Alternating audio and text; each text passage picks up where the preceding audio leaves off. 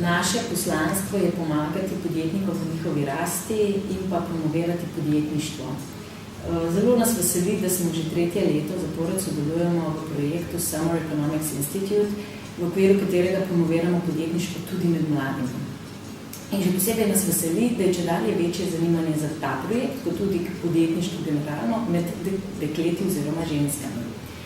V letošnjem letu je sodelovala v okviru tega projekta z nami študentka, ki je delala posebej raziskavo na ženskem podjetništvu v Sloveniji.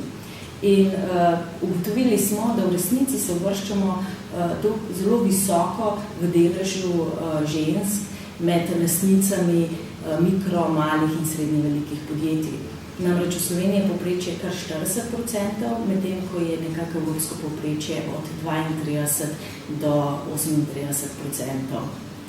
Ne glede na to, ali so ženske ali moški podjetniki, nas pa veseli to, da se ta delež podjetništva povečuje v Sloveniji, namreč resnično verjamemo, da podjetništvo spodbuja bolj odprto in bolj inovativno, kreativno družbo. Živijo, smo udeleženke Summer Economics Institute 2014. V okviru programa smo skupaj s profesorjem Ebnom iz ZDA idejno razvili aplikacijo Dobertek.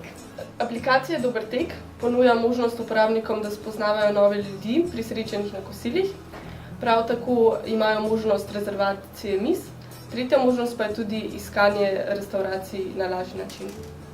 No, nedolgo po zaključju Summer Economics Institute pa se nam je pojavila priložnost, da idejo dejansko tudi realiziramo. Pomagal nam bo profesor Zlatko Šabič iz Fakultete za družbene vede, ki nas je povezal s študenti iz Fakultete za elektrotehniko.